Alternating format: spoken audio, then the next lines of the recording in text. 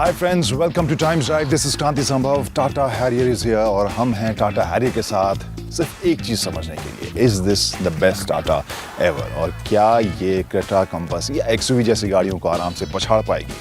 क्या हैं इसकी खूबियाँ, क्या हैं इसकी खामियाँ? Everything in this report.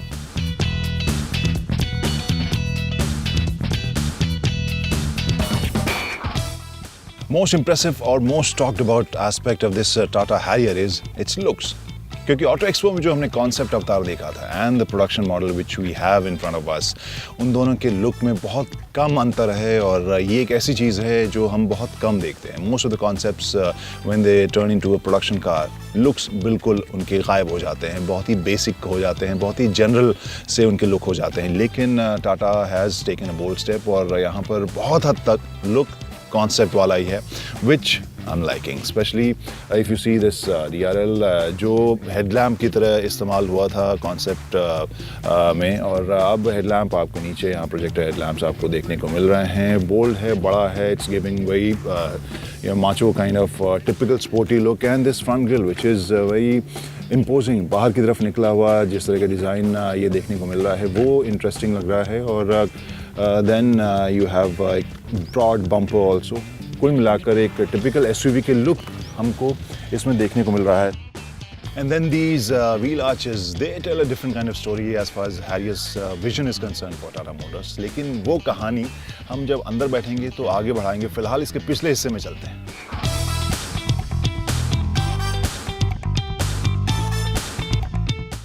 So even if you are following Harrier, जो इसका रेयर लुक है वो काफ़ी इम्पोजिंग आपको लगेगा और काफ़ी कटिंग एज टाइप का विजन मैं ज़रूर कहूँगा as far as rear is concern. Specially this sharp and bulging out tail lamps जो कॉन्सेप्ट की फील अभी भी आपको याद दिला रहे हैं। And this is basically one line which is connected. So दोनों ही टेल लैम्प को आप देख सकते हैं, एक design this piano black finish के साथ दोनों को जोड़ा गया है, थोड़ा सा उभरा हुआ है ये, और ये एक मॉडर्न SUV वाली फील भी दे रहा है। प्लस होल JLR फैमिली की झलक भी कुल मिलाकर इसके लुक और डिमेंशन में आपको मिल रही है। तो ये तो बात हो गई बाहरी लुक कैसी है, लेकिन अंदर जाने से पहले ज़रा बाहर का एक और मामला यहाँ पर निपटा लें, और that is boot space. How much space this Harrier offers? And lots of space. This is around 425 litres, और अगर पिछली सीट को यानी सेकेंड रो को हम लोग मोड़ दें तो मोर देन 810 लीटर स्पेस बनता है। प्लस यहाँ पर एक्स्ट्रा क्या क्या आपको देखने को मिल रहा है, यहाँ पर आपके टूल बॉक्स हैं, plus some extra space for stuff to keep, और यहाँ पर तो आप चीज़ें रख ही सकते हैं। देन आप पूछेंगे कि अरे भाई स्टेपनी कहाँ गई, स्पेयर टायर कहाँ गया? तो स्पेयर टायर के लिए मामला जो है वो यहाँ से आप इसे खोलेंगे और फिर आप इस टायर को यहाँ से निकाल सकते हैं। सो ये आपको इसमें थोड़ी सी अलग बात नज़र आ रही है। कुछ एक गाड़ियों में हमने देखा था ऐसा मैकेनिज्म, लेकिन अब बारी है अंदर बैठने की।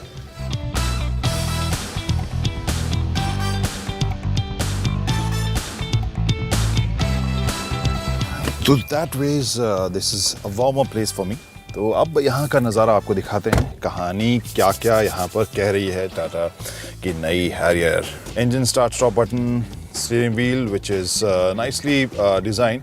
बहुत ज़्यादा प्रीमियम ये व्हील तो आपको नहीं लगेगा, लेकिन you have lots of controls command over here. So infotainment system, you can connect your smartphone connectivity control is also here. Then you have cruise control settings on your right, और बीच में यहाँ पर आपके बटन्स हैं जो दरअसल यहाँ पर एक इंस्ट्रूमेंटेशन में जो आपको स्क्रीन मिलेगा उसके डिस्प्ले को आप बदल सकते हैं अपने हिसाब से, चीज़ें वहाँ बदल सकते हैं। For example this is showing instant fuel economy, distance to empty, then power and torque, how much power you using, how much torque are you getting, and then this trip, you know, all the data about this trip, whatever current trip you're doing, and these kind of informations you can basically scroll through this. This is very sharp looking, good resolution, and well thought of design, where you get all the informations which are necessary और काफ़ी clearly ये मुझे देखने को मिल रहा है। यहाँ पर जो infotainment system है 8.8 इंच का, वो काफ़ी बड़ा है और अपने सेगमेंट में सबसे बड़ा होने का दावा भी शायद करता है, लेकिन ये स्क्रीन जो है वो भी डिस्प्ले के हिसाब से, डिज़ाइन और लेआउट के हिसाब से काफ़ी खूबसूरत आपको लगेगा। And whole design is also very interesting. Half of it is basically screen, और नीचे आपको कमांड्स और साथ में AC वेंट्स उसी में इंटीग्रेट करके दिए गए हैं। पियानो, ब्लैक पियानो फिनिश के साथ ये लुक आ रहा है। This is looking very smart and premium, and plus जो प्रीमियम एक और एलिमेंट जुड़ रहा है, that is this oak wood finish. This is adding lots of value as far as design and layout is concern. इसको काफ़ी premium feel ये भी दे रहा है। प्लस यहाँ you have soft touch dash, और नीचे यहाँ पर आपको डल सिल्वर फिनिश के साथ एक हाईलाइट पूरे डैश में यहाँ से वहाँ तक गुजरते हुए आप देख सकते हैं। That is looking very stylish. नीचे just to make it look more macho और एक्चुअल SUV, रियल SUV, यहाँ पर आप अगर देख सकते हैं जिस तरीके का ग्रिप यहाँ किनारे दिया गया है, और you can see this phone is connected है, और बताने की अब ज़रूरत नहीं, एंड्रॉयड ऑटो भी इसमें दिया जा रहा है। But one thing which I didn't like so much as far as functionality is concerned, that this design obviously this is looking nice and premium, but just to plug your phone, the USB connect काफ़ी नीचे आपको ये slot मिलेगा, और उसके लिए काफ़ी आपको अंदर ट्राई करना पड़ेगा। अगर आप झुकेंगे नहीं तो आपको टटोलना पड़ेगा, so that is not very helpful and functional. लेकिन साथ में आपको बता दें कि there is one aux in also. Then this knob you can see, ये दरअसल टेरेन मोड में आप सेलेक्ट कर सकते हैं if you driving on normal road, city roads.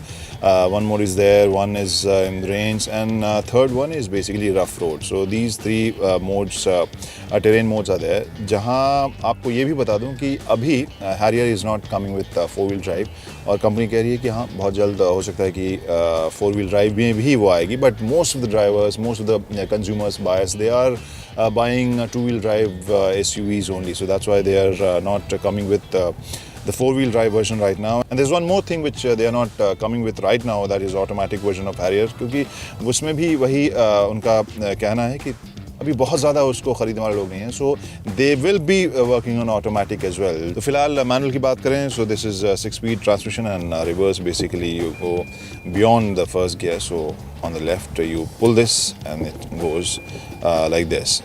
इसके अलावा देयर आर 3 ड्राइविंग मोड्स जो आप यहाँ पर देख सकते हैं। एक by default this drives in city mode, which is the good combination of efficiency and performance. Then there is one sport mode. Sport drive mode activated. Sport drive mode activated, and then Economy drive mode activated. economy drive mode activated, and these 3 modes are there. ये अलग हैं terrain mode से। Terrain mode में basically throttle and torque का जो game होता है वो होता है, so that this car gives you best of traction, जो अलग अलग सेटिंग के हिसाब से दे सकती है। ESP भी इसमें मिल रहा है, हिल डिसेंट कंट्रोल भी आपको इसमें मिल रहा है। So these are things which you can see here. एक और इंटरेस्टिंग चीज़ है जो इस आर्म रेस्ट के नीचे है। This is basically a chilled compartment. यहाँ पर यू हैव कंट्रोल, जहाँ पर आप AC वेंट को, एक छोटा सा वेंट यहाँ दिया गया है जिसे आप खोल सकते हैं, बंद कर सकते हैं, सो दैट यहाँ पर सामान जो आप रख रहे हैं वो ठंडा रहे। एक 12 वोल्ट का पावर पॉइंट भी यहाँ पर आपको मिल रहा है। So you must be wondering कि ये क्या है बीच में जो हम जिसके बारे में अभी तक बात नहीं हुई है। This is the hand brake, और इसका फिनिश आपको अच्छा सा लगेगा। ब्लैक फिनिश यहाँ पे भी दिया गया है, अच्छी सी फील आ रही है। थोड़ा एयरक्राफ्ट टाइप का यहाँ पर डिज़ाइन मिल रहा है, और plus the kind of car Harrier is, the kind of image it wants to carry, वहाँ पर ये मैच भी करता हुआ मुझे नज़र आ रहा है। Then you have cup holders over here, so जगह और सामान रखने के मामले में नाइसली डिज़ाइन। यहाँ दरवाज़ों में भी अगर आप देखें तो न सिर्फ 2 बॉटल, बड़े बड़े बॉटल आराम से रख सकते हैं, plus you have one umbrella socket also, so you can actually keep your umbrella, जो छोटे वाले अम्ब्रेला होते हैं, that you can keep here. तो फंक्शनैलिटी के साथ साथ प्रीमियमनेस भी यहाँ नज़र आ रही है, and that ways I think Tata has actually done fantastic job, जिसमें आप इस लेदर फील को भी देखें, स्टिचेस को देखें, द होल ओक फिनिश जो दिया गया है वो कुल मिलाकर फंक्शनल है, प्रीमियम है, and nicely design. So I am really liking the first row of Tata Harrier. Second row में सवाल जगह कितनी है exactly, let's go. So you must have heard this D8 platform which which is Land Rover's platform, जिसे Indianize किया है टाटा ने इस हैरियर में इस्तेमाल करने के लिए। And one of the aspects which they mention कि इंडियनाइज करने के लिए बदलाव उसमें जो किए गए, उसमें एक ऐसा बदलाव भी किया जैसे कि पिछली सीट पर आपको थोड़ी जगह एक्स्ट्रा मिले और सेकेंड रो के लिए extra space. I'm liking it for a person like me who is above 6 feet to वहाँ मुझे नी रूम काफ़ी अच्छा मिल रहा है, थाई सपोर्ट मुझे काफ़ी अच्छा मिल रहा है, स्पेस जो लेग रूम है वो भी काफ़ी अच्छा है। Entry is not very convenient but या इट्स ओके। इसके अलावा मैं बैक सपोर्ट अगर देख सकता हूँ, बैक सपोर्ट भी मुझे काफ़ी अच्छा मिल रहा है, हेड रूम भी मुझे अच्छा मिल रहा है। For two passengers I think this very convenient and comfortable. तीसरे के लिए थोड़ी सी दिक्कत होगी, यहाँ फ्लोर बोर्ड काफ़ी ऊपर उभरा हुआ है, यहाँ अगर हम नीचे देखें तो लेकिन बैक सपोर्ट ठीक है। There is one arm rest with 2 cup holders और यहाँ पर आपको USB का पॉइंट मिलेगा। बट अगेन यहाँ पर भी वही दिक्कत मुझे नज़र आ रही है, काफ़ी आपको बेसिकली फील करके यहाँ पर कनेक्ट करना पड़ेगा। ये मुझे थोड़ा आइडिया समझ नहीं आया। इट्स ऑलमोस्ट हिडन, पैसेंजर से भी हिडन है ये USB point. But overall I think this is comfortable, this is spacious and again just like front seat और फ्रंट रो प्रीमियम। और अगर आप पूछ रहे हैं कि AC वेंट्स है कि नहीं पिछली रो में, बिल्कुल है, यहाँ किनारे में इस पिलर के साथ child lock. Also tell you about the engine. यहाँ पर जो क्रायोटेक का इंजन कंपनी बात कर रही है, विच इज़ बेसिकली कंपस वाला ही इंजन, और उसी कंपनी ने इसके लिए तैयार किया है और पावर आउटपुट इज़ 140 PS के आसपास, 350 न्यूटन मीटर का इसका टॉर्क है। और ये ताकत और इसकी डिलीवरी कागज़ पे कैसी है and actual road performance, how is it. तो अब राजस्थान की सड़कों के ऊपर हम निकल रहे हैं इस हैरियर को लेकर। Let's see how this performs, कैसी है इसकी drive.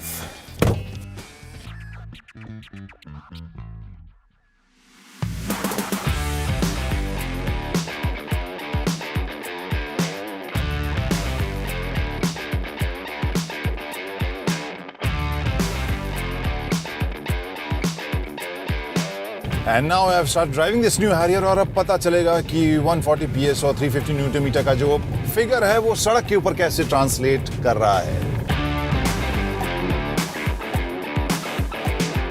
And first thing which I am observing or feeling is कि आप एक SUV चला रहे हैं। यहाँ पर एक चंकी सा आपको बड़ा सा स्टीयरिंग व्हील देखने को मिल रहा है। बोनट का काफ़ी हिस्सा मुझे यहाँ अभी भी देखने को मिल रहा है, बावजूद इसके कि I am sitting tall and this A pillar which is also very broad and then door panel which is looking broader and थोड़ा एक सॉलिड सी फील आ रही है। और जो राइड की फील है शुरुआती, तो आपको लगेगा कि इस सेगमेंट में जो आमतौर पर हम बहुत सारे SUVs को कार की तरह चलते देखते हैं, this will make you feel like an SUV definitely.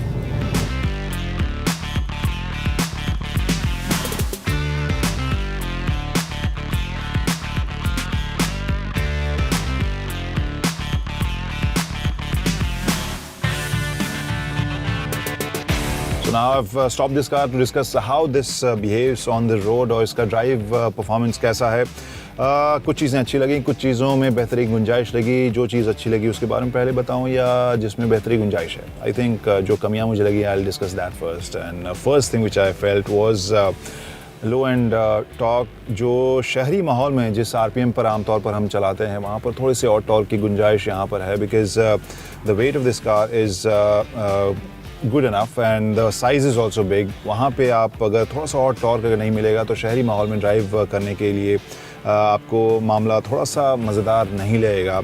वहीं इंजन में भी रिफाइनमेंट बहुत ज़्यादा आपको नहीं लगेगी। कुछ एक आवाज़ें मेरे ख्याल से अभी शुरुआत के वक्त में उसे बेहतर करने की ज़रूरत है। There is some need and scope for improvement over there. जो चीज़ें अच्छी लगी उसमें सबसे पहले तो मैं बताऊंगा इसका रफ़ सरफेसेस के ऊपर जो हैंडलिंग और प्रदर्शन रहा। This car took off-roading, not the hardcore off-roading, we didn't do that, but on rough surfaces this handled really well. On bad roads it behaved really well. And at high speed and after 2000 RPM, the engine power delivery is very consistent, very linear. That way it gives you confidence. And after 2000 RPM or maybe 3000 RPM on the highway, this is a fun car to drive as well. So basically what I meant was in right power band and on the right kind of surface, and that surface is off-road for this car, you will enjoy this car. And I think segment के हिसाब से अगर देखें तो off-road या मुश्किल रास्तों पर चलने की जो इसकी कैपेबिलिटी है वो अपने कंपटीशन से थोड़ी बेहतर मुझे नज़र आती है, तो वहाँ पर इसका प्रदर्शन बाकी अपने कंपटीशन से कहीं ज़्यादा बेहतर नज़र आता है. Another thing which really impressed me was high-speed handling. Whole frame and suspension setup is really good when you're driving at high speed on the highway, and this car gives you fantastic grip और बहुत अच्छे पकड़ के साथ ये चिपक के सड़क से चलती है हाई स्पीड के ऊपर भी. और टाटा की गाड़ी होते हुए I think that aspect was really impressive, at least for me. तो अब स्टोरी के आखिर में सवाल वही कि बिंदु कहाँ विश्राम करती है, और वंस अगेन बिंदु विश्राम करती है इस कीमत के ऊपर. किस तरह से टाटा मोटर्स इसको प्राइस करती है, क्योंकि we know the Tata is entering into this segment for the first time, और यहाँ पर उनको कीमत कौन सा वो कमांड कर सकते हैं वो थोड़ा सा ट्रिकी है. क्रेटा एक तरफ है, दूसरी तरफ कंपास है, एक्सयूवी जैसी गाड़ियाँ भी हैं. वहाँ पर if the price is really competitive, तब मुझे लगता है कि ग्राहक इसकी तरफ ज़रूर देखेंगे, because the kind of buzz, the kind of interest this has generated is I think very good for Tata Motors, and I'm just hoping that Tata Motors price it really competitive, and then we can see the return of Tata Motors in SUV category.